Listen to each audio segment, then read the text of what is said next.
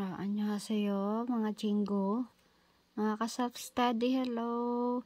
So, ito po ang pag-aaralan natin ngayon, yung greetings and introducing. Let's have a review.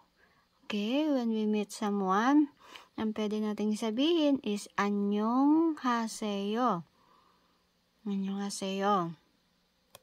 Okay, annyeonghaseyo. Annyeonghaseyo. Ayan. Pagka may na-meet tayong tao, yun ang sasabihin natin. Annyeonghaseyo.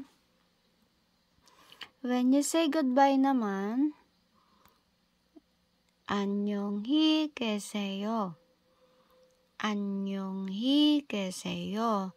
Or 안녕히 가세요. Okay? Dito naman tayo, when you feel sorry, ito po ang sasabihin mo, pwedeng ito, 죄송합니다, 죄송합니다, or 미안합니다, 미안합니다, or 괜찮습니다. Ayan. Yan po. And then when you feel thankful naman, when you feel thankful, 고맙습니다, 고맙습니다, or yung pinaka-famous na word, yung 감사합니다, 감사합니다, or 천만에요, 천만에요. Alright? So, yun po sa mga ka-self-study ko, pwede nyo po itong i-take note. Yan, pwede nyo po yung isulat sa notebook, ano? Yan, when you meet, when you say goodbye, then when you feel sorry, and when you feel thankful. So, nasanay na ako guys, na tuwing mag-aaral ako, mag-review ako, nagbibideo ko. Kasi, yun nga, may mga, kasi nag-aaral din na walang libro, walang book. So, kaya kailangan natin mag-video-video na din. Paggamit ng iyeyo at saka yeyo. Ayan, madalas niyo pong maririnig ito, iyeyo at saka yeyo. Minsan di natin alam kung anong idudugtong, kung iyeyo ba or yeyo. So, ito pa halimbawa, Sujin, 학생. Sujin, nagtatapos sa consonants, ito kasi ay N. Sujin, ito N, may nagtatapos sa consonants, ang ilalagay natin ay iyeyo. Ang idudugsong natin sa sujin ay iyeyo. Sujin, sujin, iyeyo. Tapos ito, hakseng, meron din siyang, nagtatapos din siya sa consonants, kaya ang ilalagay natin ay iyeyo sa dulo. Hakseng, iyeyo. Dito naman, Mike. Ito, Mike. Ito naman, Oisa. Mike. Nagtatapos sa U. At ito naman, Oisa, nagtatapos sa A. So, nag-e-end siya sa vowel. Ang ilalagay natin ay yeyo. Ang idudugsong natin sa pangalan na to ay yeyo. Mike, yeyo. Mike, yeyo. Mike. Mike yeyo. Sa English, Mike yan. Mike yeyo. Ito naman, Oisa, doktor. Nagtatapos sa vowel. So, ilalagay natin ay yeyo. Oisa yeyo. Okay. Pag ends in vowel, yeyo. Pag ending in consonants, iyeyo. Yan po ang gamit ng iyeyo at yeyo. Okay. So, dito naman tayo. Basahin natin to. 안녕하세요. 저는 강준이에요. Paano pag halimbawa pangalan natin? Diba? Nakalagay dito halimbawa, Nerissa. Diba? Nagtatapos siya sa consonant sa vowel. Diba? Vowel. Nerissa. Halimbawa, Nerissa pangalan natin. Tapos sa vowel, ang idadagdag natin ay iyeyo sa dulo. Halimbawa, 안녕하세요. 저는 Nerissa yeyo.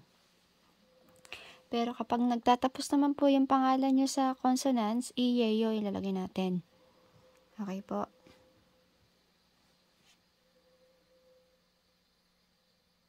Sunod. 안녕하세요. 저는 미나예요. Yan, katulad nito, si Mina. Si Mina nagtatapos sa vowel, kaya ang nilagay niya ay yeyo sa dulo. Halimbawa ay Nilda. Ang pangalan mo ay Nilda. Ang sasabihin mo dito ay 안녕하세요. 저는 Nilda 예요. Kasi yung Nilda nagtatapos sa vowel. So, next. Mina 신은 우리나라 사람이에요. So, saram, sabi niya dito, anong country?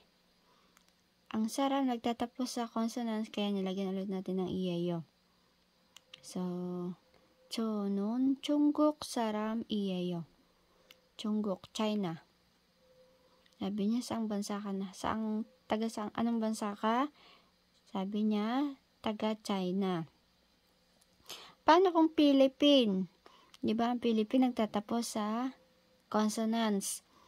So, ang ilalagay natin ay iyeyo sa dulo. 저는 Philippine 사람이에요.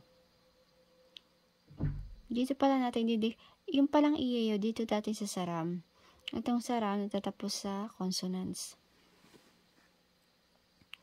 So, next, Mina 신은 선생님이에요. So, si Mina ay isang 선생님, teacher. 선생님 plus iyeyo. Kasi itong 선생님 ends in consonants. 아니요. 저는 선생님이 아니에요. Hindi pala siya teacher. Sabi niya, 학생이에요. Student pala siya. Estudyante. So, 학생, student. 선생님, teacher. So, proceed tayo sa next. So, ito guys. Ito, asking about object. Halimbawa ay, ito kasi ibig sabihin ito, this, ito, that, I. So, these people, this object, this place, that people, that object, that place. Ito, I. Ancho, I. Na. Ano ba ibang term nito? Basta I siya, I. This, that, and I. 저 사람, 저것, 저것, 저것. Ito naman, I. 어머니, na. Kapag ito ay dedikit natin, ayan, magiging ganyan. Na, I. 어머니, 어머니. Example, 이 사람은 내 친구예요. 그것은 어머니의, ayan, dito pala pumapasok yung i. 책이에요. 책이에요. 책이에요. 책이에요. Ito naman. 이가 있어요 at saka 없어요. So, basahin lang po natin ito guys ha. 윤필, tsaka 남동생. lalagyan natin ng 있어요. 윤필이 있어요. Ito pala, pagka nilagyan natin ng 있어요, magkakaroon siya ng i sa dulo. Kapag may patchim, i.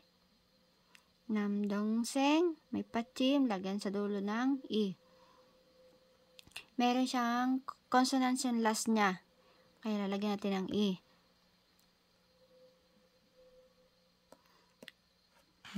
Okay? Pagka consonants ang dulo, mayroong i mayroong i ang ang dulo niya. Kapag final consonants, yun pil, di ba R yung dulo, lalagyan ng i. Paano naman pag ending in vowel? 휴대전화. So, 휴대전화가 있어요. So, nagtatapos sa vowel, dadagdag natin ay ga. Ito naman, oni. Oni ga opsoyo. So, oni, nagtatapos yun sa I. So, dagdag natin ang ga. Yun lang pala naman pala. Sa sample.